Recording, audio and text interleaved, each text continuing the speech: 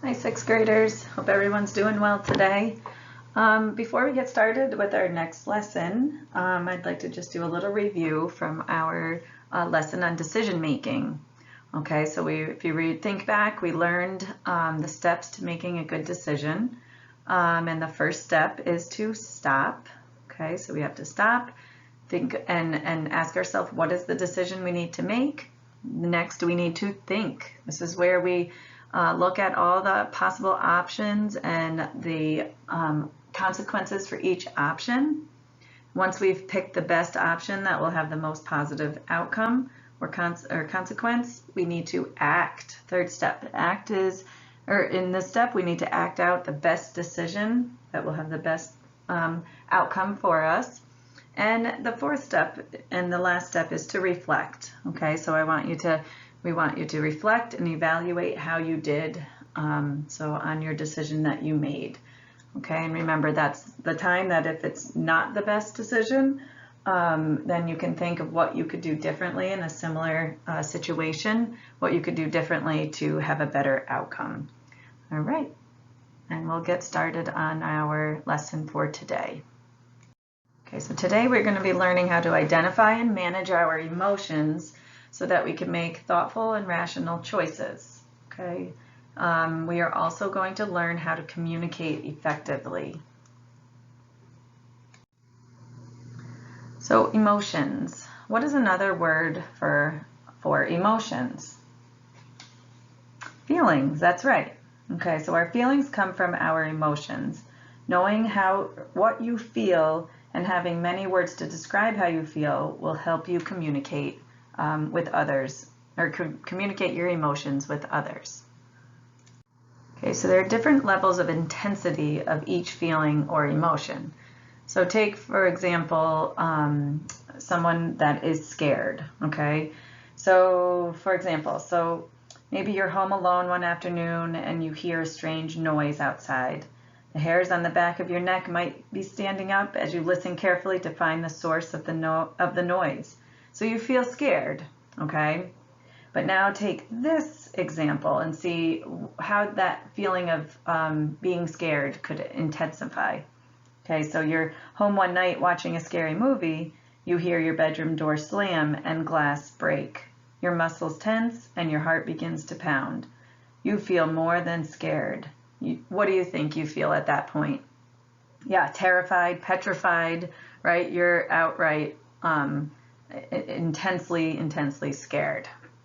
Okay, so there are different levels for each emotion, even excitement and sadness, okay, happiness, okay, all different levels of emotion for each of those, or levels of feeling for each of those emotions.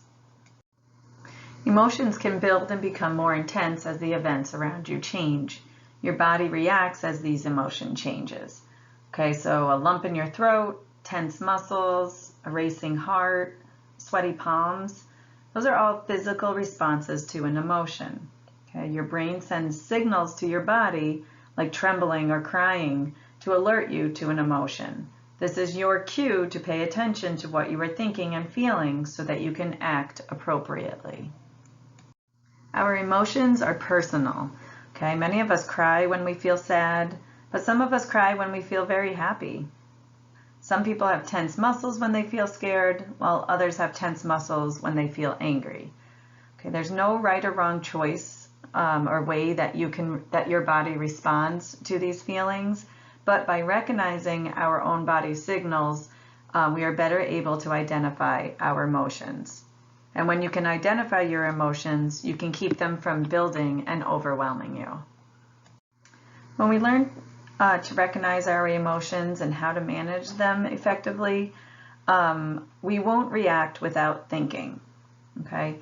Right now, we're going to kind of get into our second part of the lesson, which is on effective communication. We're going to learn how to develop and improve our communication skills. So we communicate every day, right? We talk to our family and friends, and we listen when they talk to us. Who can tell me the two roles in a conversation? Okay, so what are the two roles in effective or in a conversation with effective communication? Okay, someone who speaks and someone who listens. Okay, the communication process is like a two-way street. It involves at least one speaker and one listener sharing information. Okay, let's talk about the roles of the speaker and the listener, okay, in the communication process. So the speaker's goal is to share information. Okay, what is the purpose of the listener? Okay, the listener plays an active role in the communication process by listening and understanding the speaker's message. Okay, I'm sure you've heard someone say, it's not what you say, but how you say it. What does that mean, you think? Okay, it means to be aware of your body language, whether you're speaking clearly, whether you mean what you say, right? So you have to not only know what to say, okay, like the words that are going to come out of your mouth, but you also must learn how to say it with confidence, okay? So saying what you mean and saying it with confidence. Your tone of voice, your facial expressions, and your body language can have an effect on the meaning of what you are saying. So in fact, only 35% of your communication is verbal. So what you are saying, the words that are coming out of your mouth or what you have written, okay? And 65% of communication is through nonverbal communication, which is your facial expressions, your tone of voice, your movement that you make, your appearance, your eye contact, any gestures that you make, or your posture. Okay, so when we're talking about verbal versus nonverbal, we have to make sure that our nonverbal communication matches what we are saying. So there are three styles of communication where the nonverbal part of communication is very important, okay, and how you are expressing yourself. Okay, so the first style of communication is what we call passive communication. So passive speakers tend to use a quiet, timid voice. Maybe they show that they're lacking confidence, they're shy, maybe their head is down, they're not really making eye contact. The aggressive speaker, okay? The aggressive speaker can be mean and bossy, not care about the listener's feelings.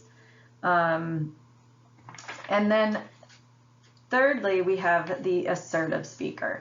So the assertive speaker is confident, has a confident tone of voice, they're good body posture, they're making good eye contact with the speaker, and they speak in a way that they show that they are letting others know what they mean to say. Okay, they're doing this in a confident, confident, assertive way. So now I'm going to give you an example of each of these types of communication. So look at example number 1. It says, I am confident about who I am and what I am saying. So which of these types of communication styles do you think this person is using? That's right, assertive. Okay, they are confident. Most likely they are looking at the speaker, they have a good tone of voice, making eye contact, good body posture, and they're confident in what they are saying, and they know that it is important. Okay, so this is one example. Okay, so example 2, my thoughts and opinions don't matter to anyone. What kind of style do you think this person is using? Yes, that is passive. Okay. This person is not confident. They don't think that their opinions and thoughts matter to anyone else. Okay, they might feel a little shy and timid. Okay, and they're lacking confidence. Okay, example 3. I am not listening to you because your feelings and opinions don't matter. Okay, so this one is aggressive. You're right. Okay, they're not caring about the other person's feelings. They're being rude, maybe mean, and aggressive. Okay, so which of these examples, which of these types of communication do you think is the most effective? If you said assertive, you are correct. So assertive communication is the most effective style of communication, stating our needs and our opinions. Okay, it's the most effective because a confident and firm tone demonstrates respect to other people. Okay, the assertive speaker can advocate or stick up for themselves, express what they are feeling for him or herself without hurting or frightening anyone else. Okay, so assertive communication, you're respecting both. You're respecting yourself and the person you're talking to. Where passive communication, you're disrespecting yourself. Okay, you're not giving yourself any credit. And on the other hand, aggressive. In aggressive communication, you're disrespecting other people. So in order to communicate assertively, you must stand tall, stand up straight, hold your head up high, put your shoulders back to show that you are sure of yourself. Next, look them in the eye. Okay, so look at that person who you are communicating with. Make sure you make eye contact. And lastly, speak up. Use a firm but respectful tone of voice.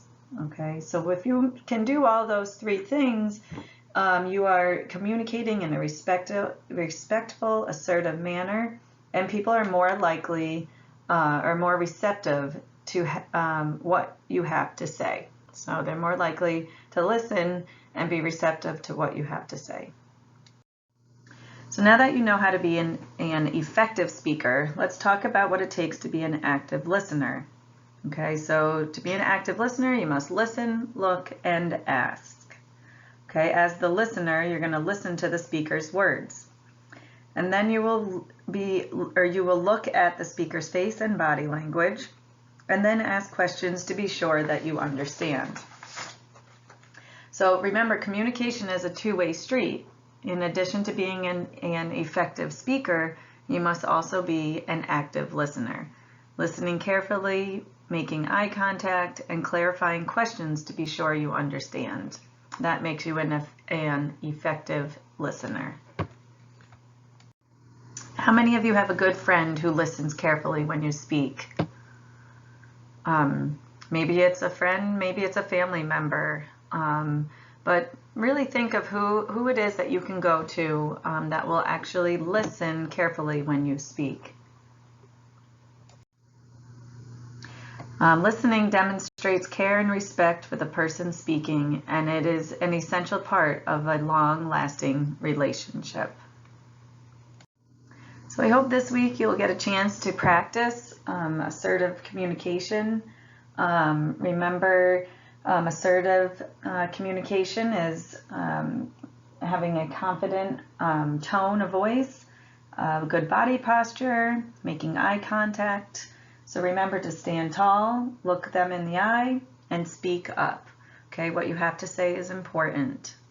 Okay. And next week we are going to put our assertive communication skills to work to help us build healthy friendships and avoid situations that could get us in trouble. Okay, and that's it for our lesson number 3 for 6th grade.